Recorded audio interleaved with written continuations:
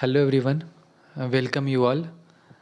आप सबका सबसे पहले तो आप सबको बहुत बहुत धन्यवाद जो आप हमसे ये उम्मीद लगाए हैं कि मैं आप लोग के लिए कुछ कर सकता हूँ। मुझे भी बहुत खुशी महसूस होगी अगर आप में से किसी एक के लिए भी मैं कुछ अच्छा कर पाऊँ, मेरे वजह से किसी एक का भी कुछ बेहतर हो पाए उस जीवन में, आपके जीवन में, तो मुझे बहुत गर्व महसूस होगा खुद पे। चलिए, तो आज ये जो हम वीडियो लेकर आए हैं आपके LIC ADO स्ट्रैटेजी को लेकर आए हैं। 12 मार्च को आपका प्री का पेपर होने वाला है। होप आप लोग का तैयारी अच्छा चल रहा होगा। अभी मैं प्री स्ट्रैटेजी की बात करता हूँ। आपका प्री जो 100 मार्क्स का आने वाला है उसमें 35 रीजनिंग, 35 न्यूमेरिकल एबिलिटी और 30 मार्क्स का इंग्लिश होने वाला है। जितने भी सेक्शंस है, 3 सेक्शन, उसके लिए आपका 20 मिनट्स का टाइम डिसाइडेड है। आपने 20 मिनट्स में रीजनिंग अटेम्प्ट लिया तो लिया, वरना वो क्लोज हो जाएगा। उसमें आप फिर एक भी क्वेश्चन नहीं देख पाएंगे, आप अगले सेक्शन में चले जाएंगे, न्यूमेरिकल एबिलिटी जो सेक्शन है। फिर वहाँ भी आपको सेम है, 20 मिनट्स का टाइम मिलेगा, फिर आप आगे बढ़ जाएंगे और इंग्लिश में भी आपको 20 मिनट्स मिलेगा। तो इस बीच जो सबसे पहला पॉइंट आपके दिमाग में हर एग्ज़ाम के लिए होना चाहिए, हर एग्ज़ाम के लिए, सिर्फ ADO के लिए नहीं, हर एग्ज़ाम के प्री के लिए, कोई भी क्वेश्चन आपका कम से कम अनसीन ना रहे। अनसीन एक भी क्वेश्चन ना रहे, एक भी क्वेश्चन बिना देखे हम कम से कम एग्ज़ाम से बाहर ना निकले, एग्ज़ाम सेंटर से। हम क्वेश्चन ही नहीं देख पा रहे हैं, आप तो पहले ही आउट हो गए हैं। क्वेश्चन कम से कम पूरा 35 क्वेश्चन रीजनिंग का कम से कम आप पूरा देखिए। बने बेशक आपसे 28, 26, 25 ही, 29 ही, 32 ही, लेकिन बिना देखे अगर आप क्वेश्चन छूट जा रहा है ना, 5 क्वेश्चन, 7 क्वेश्चन, तो आप वहाँ पे आप कंपटीशन से बाहर हो जाएंगे। क्यों हो जाएंगे अभी आपको बताते हैं। जैसे आप 1 से 25 तक 20 मिनट से 18 मिनट में आप 25 क्वेश्चन 1 to 25 बना लिए। अब आपके पास आगे 10 क्वेश्चन है, 10 क्वेश्चन है, समय कितना है, 2 या मिनट या फिर 3 मिनट। उस 3 मिनट में या 2 मिनट में आप जब नोटिस किए अगला जो 10 क्वेश्चन छूटा हुआ था उसको देखे, तो आपको वो इनकम्पैरेटिवली जो आपने अटेम्प्ट लिया है 25, उससे थोड़ा सा आपको ईजी लगा होगा, या फिर ईजी क्वेश्चन है वहाँ पे। आप 1 to 25 इसलिए बना लिए क्योंकि आप बनाते चले आ रहे थे। आप सोचे कि हमको आता ही है, इसको क्यों छोड़ना, इसको तो हमको बनाना ही बनाना है ना। ये तो हमको आता है तो हम बनाएंगे ही। बेशक आप बना लिए। हुआ क्या इस दरमियान कि जो क्वेश्चन 90 सेकेंड, 80 सेकेंड, 70 सेकेंड में आपने पहले बनाया है, आगे जो क्वेश्चन था वो इतना ईजी था कि आप 30 या 40 सेकेंड में कर लेते, तो 90 सेकेंड में आपको 2 या 3 क्वेश्चन बना लेते। तो आप 3 क्वेश्चन छोड़कर आप एक क्वेश्चन अटेम्प्ट लिए हैं, तो आप सही कर रहे हैं या फिर गलत, आप खुद सोचिए। तो मेरे तरफ से ये पहला सजेशन होगा प्री को लेकर कि एक भी क्वेश्चन किसी भी एग्ज़ाम के लिए हो, ये कम से कम अनसीन ना रहे, सारा क्वेश्चन आपको देखना है। तो कैसे देखना है, ऐसा तो है नहीं कि हम एग्ज़ाम में पहले बैठेंगे 1 to 35 तक पूरा पूरा देखते जाएंगे, फिर पीछे आएंगे और बनाना शुरू करेंगे। ऐसा भी नहीं करना है कि 1 से 35 तक पहले हम सब पे टिक करते आगे बढ़ते जाएंगे, फिर 1 पे आएंगे। अब 35 देख लिए, 35 देख लिए, अब हमको बनाना है, कौन हमको आता है कौन नहीं आता है, ये भी नहीं करना है। ये भी गलत है। 35 क्वेश्चन देखने में आप 3-4 मिनट, 2 मिनट समय दे देंगे, तो ऐसा नहीं करना है। करना कैसे, अटेम्प्ट कैसे लेना है, तो अटेम्प्ट कुछ इस तरह से लेना है कि जैसे पहला क्वेश्चन आया, आप बनाए, आगे बढ़ जाना है। कितनी देर अटेम्प्ट लेना है, पहला क्वेश्चन जब आप देखे हों तो आपको इतना रियलाइज हुआ होगा कि ये क्वेश्चन बनाने में हमको 1 मिनट भी लग सकता है, 1 मिनट से वो एभव भी लग सकता है। तो अगर जिस भी क्वेश्चन में 1 मिनट आपको लग रहा है ना, तो उसको अटेम्प्ट नहीं लेना है। 1 मिनट से ज़रा सा भी अगर एक्स्ट्रा लग रहा है तो आपको अटेम्प्ट नहीं लेना है, क्योंकि आपसे बन जाएगा। लेकिन आप अगर सोच लिए कि आपको देख कर ही वो पता चल जाए कि कितने देर इसमें लगेगा, ये लेंदी है या फिर बहुत ईजी है। तो थोड़ा सा भी अगर प्री में लग रहा है ना कि इसको बनाने में हमको कम से कम तो 50 सेकेंड, 60 सेकेंड या 1 मिनट से अब लग जाएगा। 1 मिनट से बिलो है तो बनाइए, 1 मिनट से एबव लगने वाला है तो आगे बढ़ जाइए, मैं यही कहूँगा। क्योंकि प्री का एक भी क्वेश्चन ऐसा नहीं आएगा जो अनसीन रहेगा, आपने कभी ना कभी प्रैक्टिस कर रखा होगा वैसे टाइप के क्वेश्चंस, वही सब आपके आएंगे। तो आपको मालूम होगा कि हमें ऐसा क्वेश्चन बनाने में कितना समय लगता है। तो अगर लेंदी टाइप का थोड़ा सा देखिए, आगे बढ़ जाइए। फिर सेकंड क्वेश्चन ईजी है, तुरंत बनाइए। वैसे ही अगर जो भी लेंदी लगे आगे बढ़ जाइए, फिर उसको बनाइएगा ना। फिर 35 तक आपको कंप्लीट कर लेना है, 15 मिनट में या 18 मिनट में या 17 मिनट में, जो भी है।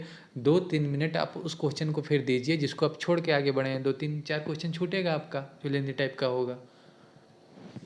तो इसलिए कि बाद में पछताए ना कि ईजी वाला तो हम देखें ही नहीं, अरे यार इधर ही बहुत ईजी था।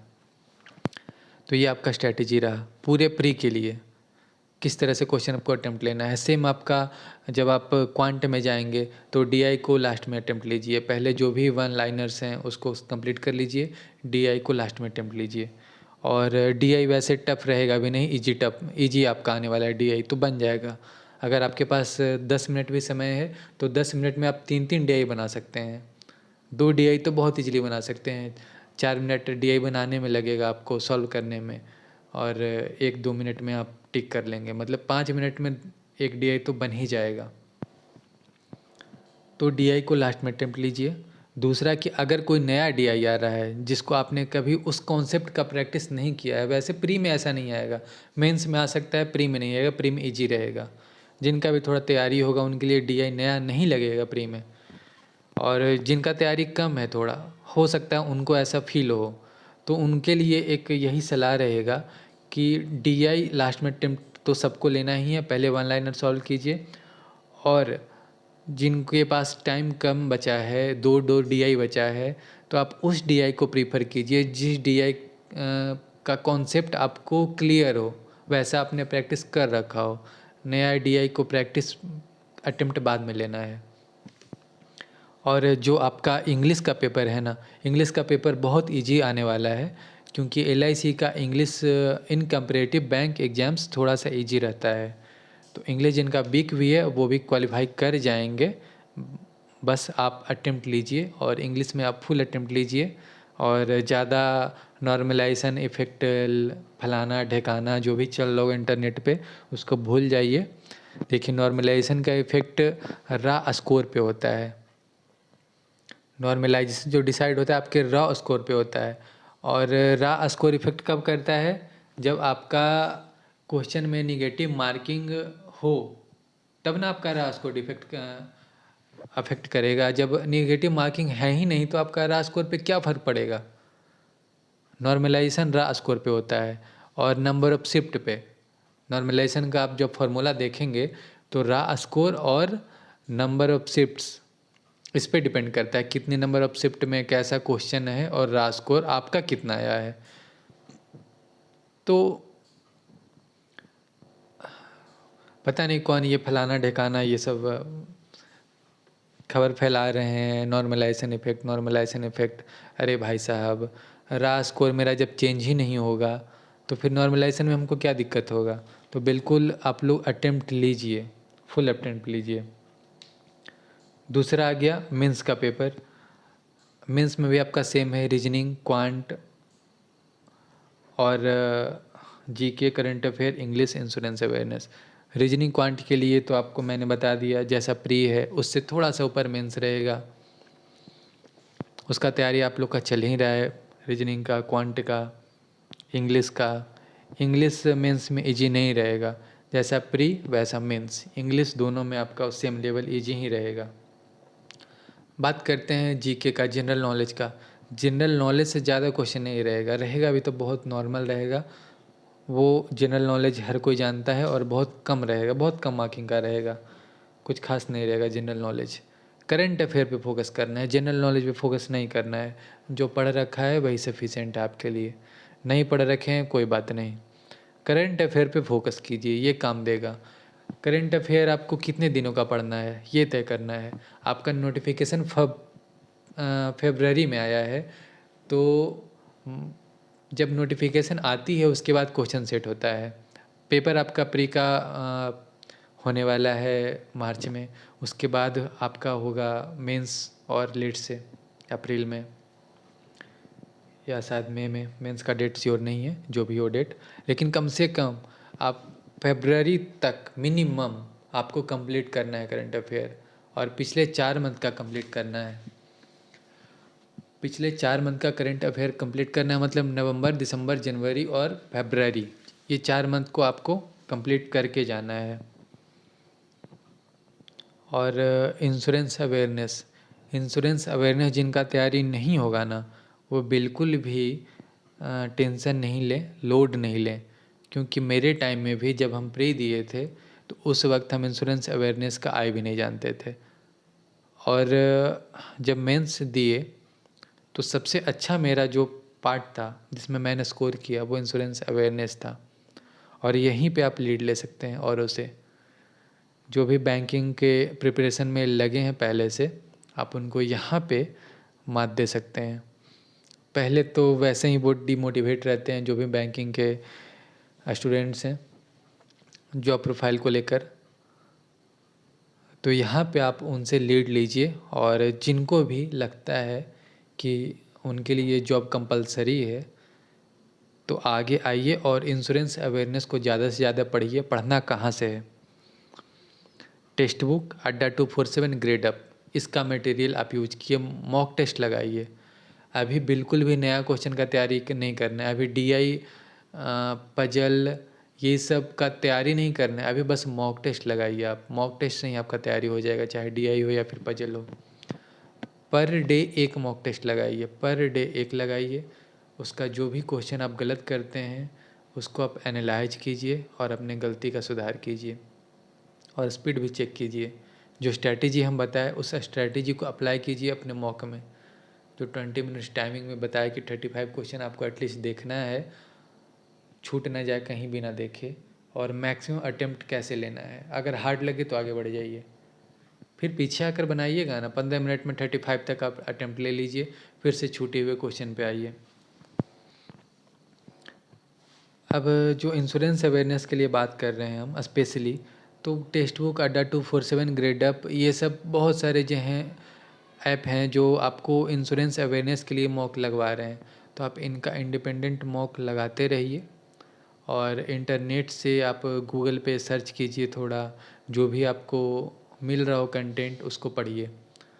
दूसरा कि मैं भी कोशिश करूँगा कि कुछ डेडिकेटेड वीडियो इंश्योरेंस अवेयरनेस के लिए आप लोग के लिए बनाऊँ। अभी टाइम है सफिशिएंट। प्री के बाद भी अगर आप तैयारी करते हैं तो मैं ये दावे के साथ कह सकता हूँ कि इंश्योरेंस अवेयरनेस ज़्यादा दिन का टॉपिक नहीं है। 2 वीक मोर देन सफिशिएंट है, मोर देन सफिशिएंट। वैसे भी आपको प्री के बाद रीजनिंग, इंग्लिश, क्वांट का तैयारी तो करना नहीं, इसका तैयारी आप पहले से करते आ रहे हैं अपने करियर में। प्री में भी आप यही पेपर दिए हैं। तो प्री के बाद जो आप तैयारी करेंगे ना, सिर्फ और सिर्फ करंट अफेयर का करेंगे और इंश्योरेंस अवेयरनेस का करेंगे, तो फिर 1 मंथ तो टाइम मिल ही जाएगा प्री के बाद आपको। इस 1 मंथ या फिर 20 डेज भी मिल पाता है तो सफिशियंट है करंट अफेयर के लिए और इंश्योरेंस अवेयरनेस के लिए। 4 मंथ का आप करंट अफेयर्स बाकायदा बहुत अच्छे से पढ़ सकते हैं और इंश्योरेंस अवेयरनेस भी कंप्लीट कर सकते हैं। और बात आती है इंटरव्यू की, जो कि 40 मार्क्स का आपका होने वाला है। बिल्कुल निश्चिंत रहिए, जो भी आपका क्वेश्चन इंटरव्यू में आएगा ना, आपके पढ़ाई लिखाई से रिलेटेड नहीं रहेगा, क्योंकि उसका टेस्ट हो चुका है। थोड़ा बहुत पूछा जा सकता है आपका IQ देखने के लिए, लेकिन क्वेश्चन आपके इर्द गिर्द घूमता रहेगा कि आप काम कितना कर पाएंगे as a LIC development officer, simple. तो होप सो ये वीडियो हमारा अच्छा लगा होगा आप लोग को। कोई भी क्वेरी हो आप बिल्कुल कमेंट कीजिए, मैं कोशिश करूँगा उसका जवाब दूँ और आप लोग के लिए कुछ बेहतर कर पाऊँ।